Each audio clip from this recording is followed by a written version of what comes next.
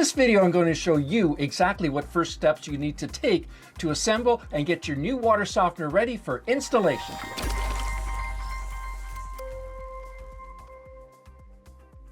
Hi, I'm Gary the Water Guy, and I simplify water filtration to help you conquer crappy water for your family. This video is perfect for you if you just invested one of our Hume water softeners to make your home more efficient and easier to keep clean by softening your water, but want to know where do you begin this installation process. By the way, the process is pretty much the same if you've invested in a Tannin, iron, and sulfur filter or a backwashable filter, whether you've chosen to install it yourself or having a plumber install it for you. Also, be sure you watch this video right to the end because I've included all of my tips and tricks to make the process as straightforward and easy for you as possible. Step 1, check for damage. As soon as your water filtration equipment arrives, check to see if there is any damage. If there is, let the shipping company know before you sign for it. Make sure that the box is vertical and then open up the box right away to check out the contents.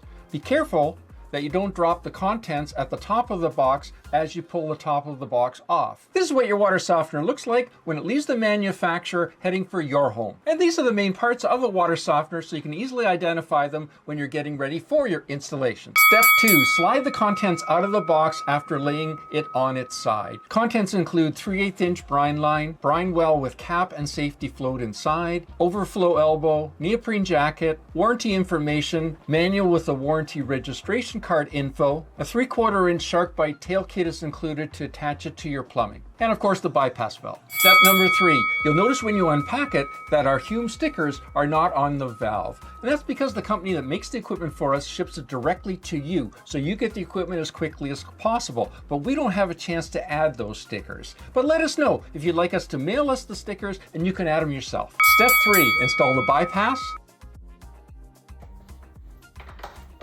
and then install the tank jacket. Make sure you put the zipper to the back.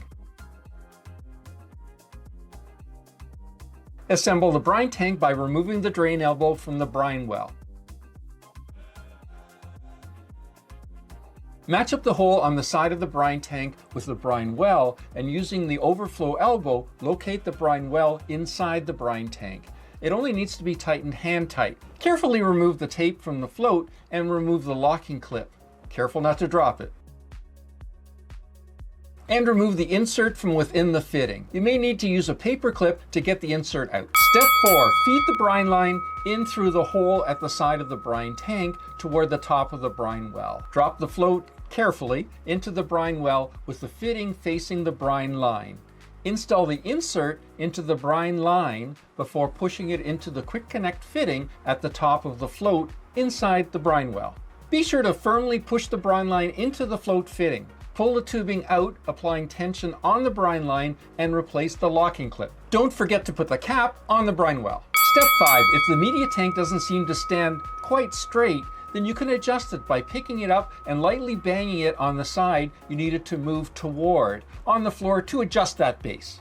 Step number 6, depending on the type of plumbing you have and where you're going to connect to the drain, you'll need some of the fittings and pipe with which to attach the tail kit and the drain connection. Now we suggest a 1/2 inch PEX drain line for water softeners, but 3/4 inch for iron and automatic backwashing filters. Step number 7, the equipment is installed after the main shut off from your water meter if you're on a municipal water supply. It would also go after any automatic backwashing carbon filters you have to make sure we get rid of the chemicals in the water before it goes into your water softener. Or it would go after your pressure tank if you're on well water, and it would go after any kind of automatic backwashing sediment filter if you have a lot of dirt in your water. Also, if you're on well water, it would go after your iron and sulfur filter. But definitely it would go before the water splits into hot and cold, going to your whole home, cottage, or cabin. And where you actually place the water softener should be somewhere that has a clean, level, and hard surface. If not, you can always put down patio stones first. Step number 8, all of our water filtration equipment comes fully programmed.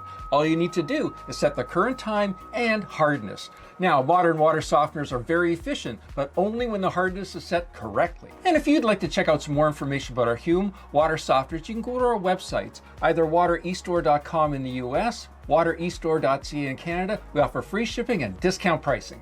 Step number 9, check out our water softener YouTube video installation playlist up here to complete your installation. Click here for my water softener installation tips, tricks, and disasters live stream replay for more installation info, and I'll see you there.